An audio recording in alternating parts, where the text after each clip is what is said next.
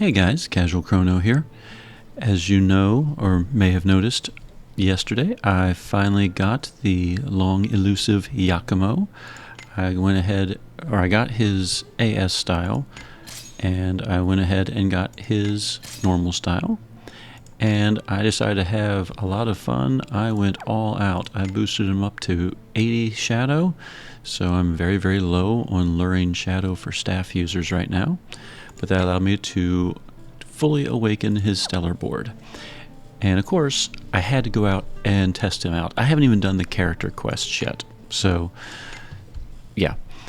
So what I looked at my Null team first of all. Yakumo AS, a lot of his skills kind of read to me tank. He doesn't have rage, which is a little annoying for tanks, but he has overclock, which reduces type resistance. He can redeploy an awakened magic zone. He has overwork that as long as you have 50 plus seasoned, which is basically the magic zone boost, every time you attack you get seasoned points. His stellar ability allows him to start the fight with 50 seasoned. So if I use overwork on the first turn of the fight, buff duration changes to 5 turns. For 5 turns, my team has improved intellect, speed, max MP, and the mind's eye type of attack. And then he has crunch time. It does attacks, but also gives him a shield based on how much MP he consumed.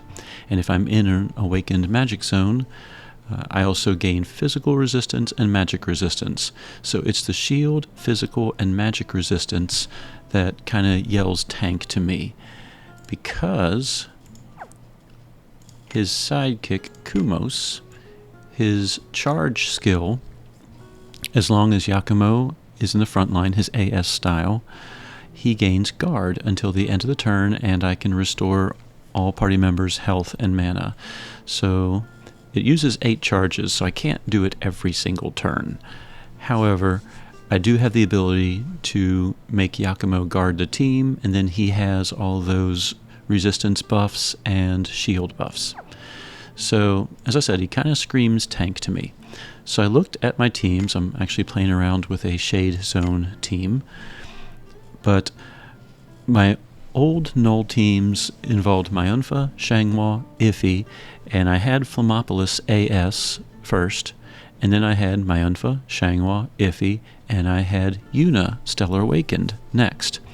And I really didn't know, do I keep Yuna? Do I remove Iffy? Do I remove Myunfa? Like, there were a lot of different ways I could recombine my Null team. Do I keep Tetra for the healing? Because right now, if I ditch Yuna, I don't have healing. So there were a lot of things I was considering. This is what I ultimately settled on, and I'll show you an example fight next. So Shangwa is geared as she always is, except I finally got a plus 50 int badge, and for most of the videos you've seen, I had a 50 int badge but a reduction in speed badge from Toto's Theater World. This time I went ahead and just replaced it flat with the 50 int badge. That way she gets off more attacks during an AF burst. Otherwise she's the same. Myunfa, I swapped around a little bit of gear. Instead of her having the 2000 HP badge, I gave her the 1500 HP badge, and then I gave her Sound Body East.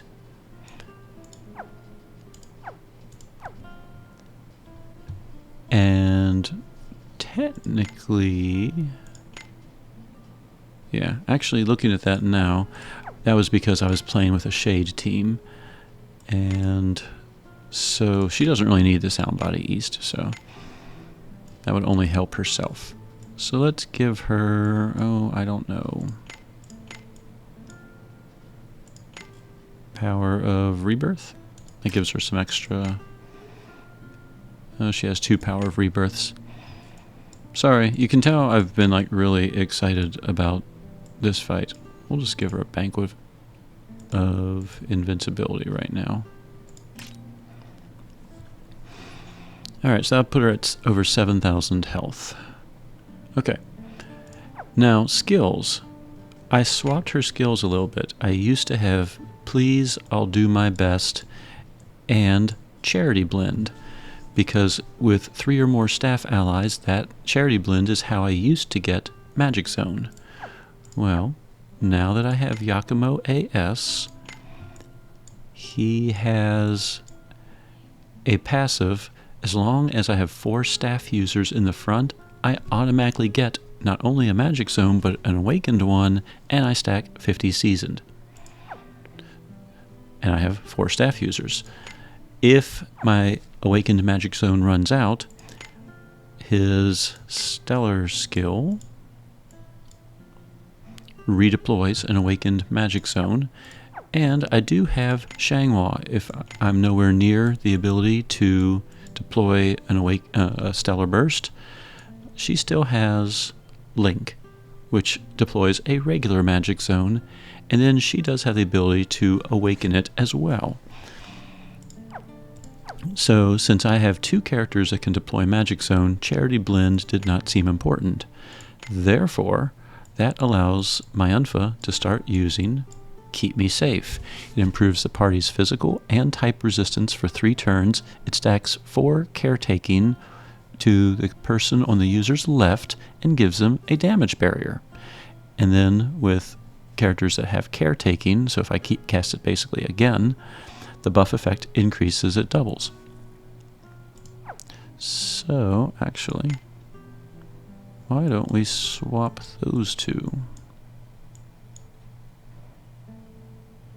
Nah, we'll leave it. So, when it says character to the user's left and right, if you have a character on the end, it loops around. So, right now, there's no one on my Unfa's left, so it loops around. So Yakumo is going to gain the benefit of all of the Keep Me Safe abilities. So Yakumo will get the caretaking, and Yakumo will get the damage barrier. Iffy is pretty much the same as before. It's possible I might have messed around with her HP badges. In fact, I know I did, because her HP badge is a little bit lower than it used to be. And then Yakumo. Since I'm using him kind of as a tank, he has gear that is tank related. He has improved type resistance. He has the Mujima ring, which decreases damage over time. I gave him the highest HP badge, and 3 badges that reduce his MP consumption because he kind of needs MP, and then badges that improve his health. For back row characters, I have Palm, who I've gotten over and over and over. She's my highest gotcha character, and she has over 200 light, so therefore I can give her 4 Grasta. If I had to remove one, I might remove one of the enhance if max HPs. And then Helena, Power of Awakening. Well, I'm going to be in an Awakened Magic Zone a lot more, so this Grasta is going to become a lot more helpful. And then Sound Body, Synth, and Resonant Power, Shadow. So with all of that, all of the back row Grasta and everything, this is what the team looks like. Sidekick-wise, instead of Tetra and Gunts, I have Kumos and Gunts. Kumos, every single turn, will reduce shade resistance and the speed of an enemy. He restores MP, and he restores a lot more for Yakumo. And then if I'm in a Magic Fate stance, I gain an extra charge. I gave the Healing Jewel to Kumos. The Healing Jewel heals a little bit back every turn, so it's like a little mini Tetra. The Healing Jewel can basically turn any sidekick into a mini Tetra. If I need to use a charge skill, that's how I get the guard. Auras. If anything takes magic damage, the magic resistance decreases and their damage decreases. So the second I damage a boss, its damage will decrease by 30%, which means it won't do as much damage to Yakumo, allowing him to kind of sort of tank more. And then If I'm in a special type environment, then type resistance decreases. But since Xianghua is the main damage dealer here, she doesn't do type resistance or type attacks, so the type resistance is kind of pointless. I went ahead and kept Gunts because his aura improves all party members' stats by 20% when the AF gauge is empty. So if I blow the AF gauge on turn 1, everyone's stats improves by 20%, which for a not super tanky type, the endurance and spirit would go up by 20%, therefore decreasing a little bit more damage for Yakumo. So I thought all of this sounded good in theory, but I like to practice things.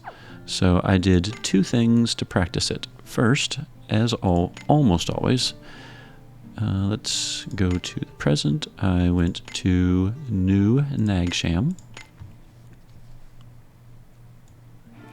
And I went to the test dummy. Now, the test dummy, the downside is you can't test tanking with the test dummy. There's no incoming damage. And this particular one, of course, you have 1 turn. So it's basically more of a test of how much can you pump out in 1 AF burst. So I lined up my skills so I don't have to piano too much. I can do all 3s, all 2s, and all 1s. So, first turn, I start praying immediately for the prayer benefits.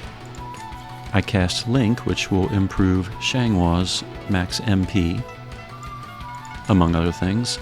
Rosa Liliac will get cast immediately for the pain and poison and reduction of power.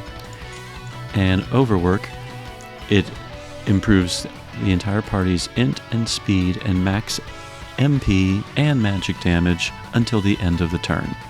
However, with 50 seasoned, it's 5 turns. And because he's Stellar Awakened, I start off with 50 seasoned. So that way, on turn number 1, I have 5 turns of this buff. Then I'll do my 2s, which is my resistances, my extra attack and bonus to attack, my general party bonus, and crunch time I give my Yakumo a shield. And then please Horizon, which is the main damage dealing skill in this case, Icrophilia, which also is not going to be bad. It's magic damage, ignores target defenses, and it's a guaranteed critical, so she's going to pump out a little bit of damage. She doesn't have any pain or poison Grasta, but that's okay. And he will overclock. And I'm still playing with him. Like, this is literally the first team I created. And I do notice that when I spam overclock in an AF burst, those seasoned go down really fast. So I'm not sure if I'm going to leave that one there as my spammable, but we'll see. Now, again, one issue with my magic team, my Unfa does not have a magic attack damage skill. It'd be great if I could get her to 80 and get a 4th skill slot, and then I could use her one and only attack skill. However, she is at 0 light, so that's not going to happen anytime soon. So, if I had a magic damage skill, then I could keep the AF gauge going a lot longer. But I like these 3 skills, so that's what we're going to do. So, all 3s, all 2s, all 1s, and you'll see what we end up with. 3, 3, 3, 3, 2, 2, 2, 2, 1s, and we just keep spamming 1s. We can burst now. I could Tesseract if I want to. There's no buffs that would become inverted, so it basically would just be a magic attack based on how low the target HP is. The target HP is not low, so I'm just going to use Horizon. And here, I can overclock, and that will remove my current zone and deploy a new Magic Fates zone, which stacks 50 seasoned again, in addition, of course, to the damage. And I will resume hitting all 1s like I have been. And yes, I could have waited until my combo rate was higher to squeeze out some more damage.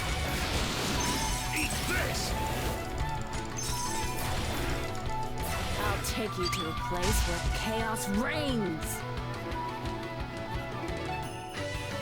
And you can see there's magic restore, there's the heal, there's the extra heal. And this team was able to pump out over 50 billion in damage in one turn.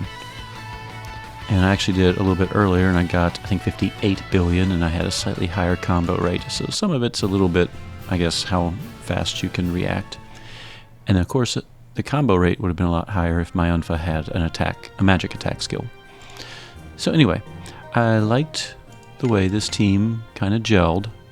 I kind of miss having Yuna and her ability to reduce the enemy's power and intellect and everything, her burnaways. But I thought, let's give it a whirl. So I saw the damage on it. It seemed to flow pretty nice, so I wanted a practical test. And one of the fights that I love using Xianghua on, because it bypasses so many mechanics, is the Wyrmking's Shadow, which is a very high tier super boss.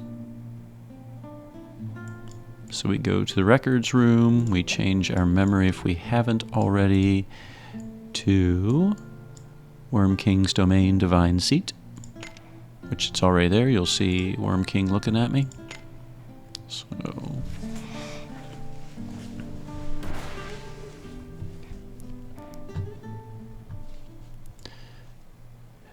and in the description below this video, I'm going to link to some of my past fights. I thought about doing one fight with my oldest team, which involved Flammopolis AS, and I was going to show my second one that involves Yuna AS, so you could compare the fights and just see which one seems easiest. But then I thought, why reinvent the wheel? And I want to keep this video kind of short because I want to go back to playing with Yakumo. So I thought I'll just link to the two videos that have these fights already if you want to compare. In short, the fights were manageable.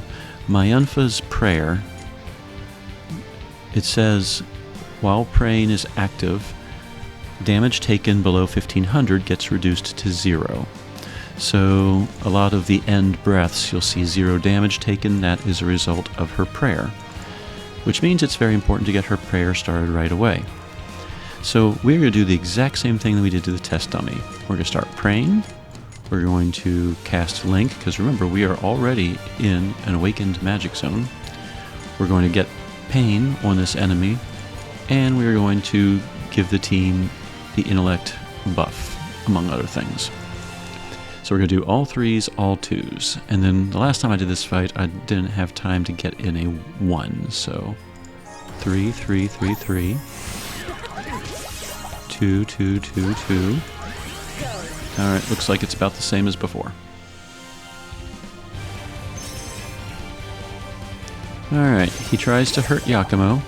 Remember, because Iffy is in the team, all damage is redirected to the rightmost character with blood contract.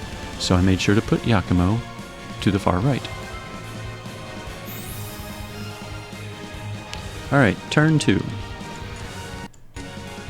Please. So we got all the 3s and all the 2s in. So now we're just hitting pretty much all the 1s.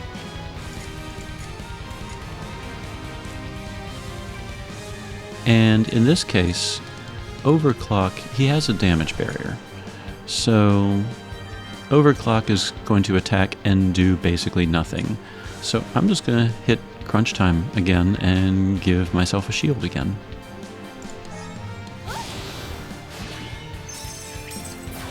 Xianghua, with the awakened and enhanced magic zone and all of those buffs, including Yakumo's buffs, was able to knock out one of the Wyrmking's lives in one hit. Right, and my shield is restored. And my team's health is somewhat restored, and the mana was mostly restored. Thanks to sidekicks, and thanks in part to Iridian's heal. Like you can see right there, like Yakumo has 4,800 MP right now. So not right out anytime soon. So we are on turn number 3. We're going to go ahead and keep me safe, Horizon, Rosa Liliac, and just continue to crunch time. You're a mistake. Xianghua to slice through him again. There goes another life.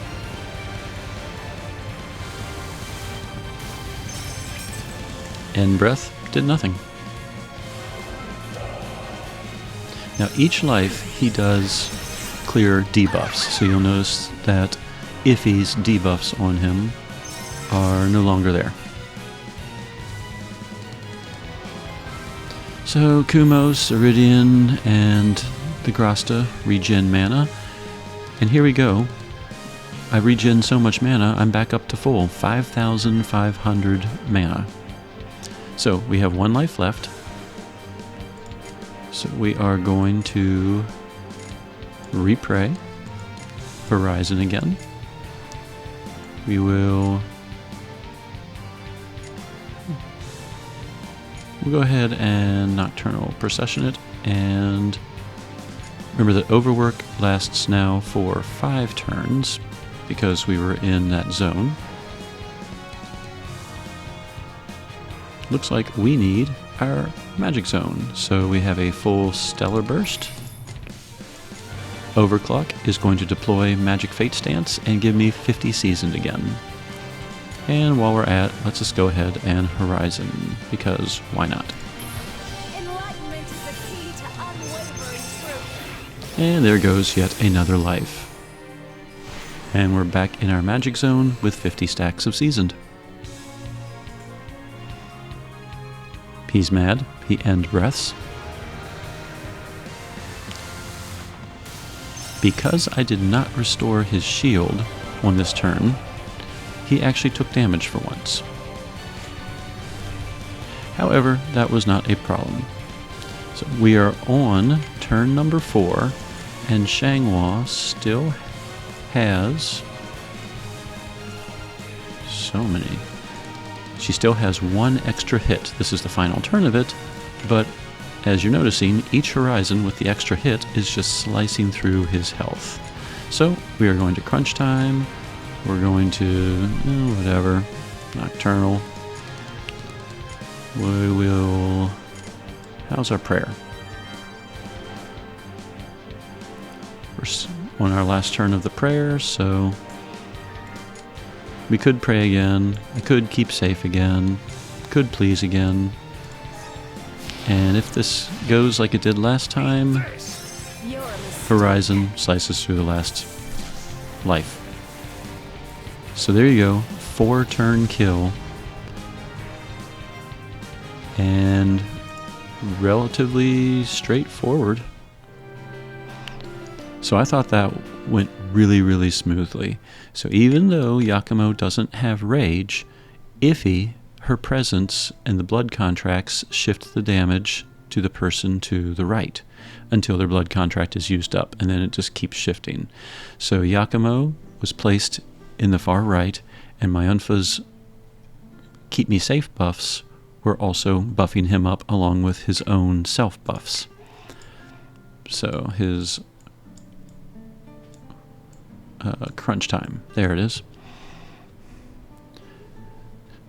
So he was giving himself a shield along with all the buffs. And as you saw, he survived a pretty strong attack. Now given he did lose all of his mana in the process, but I thought that went really, really smoothly compared to some of the fights.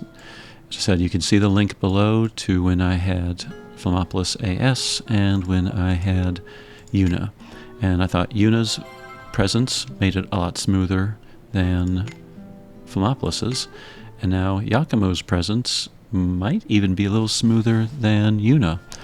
Yuna brings, besides the debuffs, she can also do buff reversal, but Xianghua, with her Tesseract, can do a buff inversion, buff reversal. So I'm kind of liking this team. So I wanted to share that with you all really quick, just, how I look at a character's skills, how I determine are they DPS, are they tank, or are they support, how I gear them depending on what they are, and then how I test drive them. So there you go. I'm going to continue playing with all my new characters, and I am going to get those character quests done. And just for sharing purposes, the Part 2 Gallery of Dreams came out right now. I do not have Mazrika, so I went ahead. I did not record it because I have all the other characters in some form or another. So this one wasn't quite as important to me, but having Sesta there, if you don't have Sesta, pull. Just do it. But I did do 2 pulls. I went ahead and blew 2,000 stones. I got absolutely nothing. So no Mazrika, no extra light points or shadow points for anyone. But, I still have 3,000 stones if I choose to pull on the next banner or going into the anniversary. And we're going to get a lot of stones with the anniversary. So yeah, started playing with my boy already, and everything is looking awesome. So anyway, hope this helps. Casual Crono, signing out.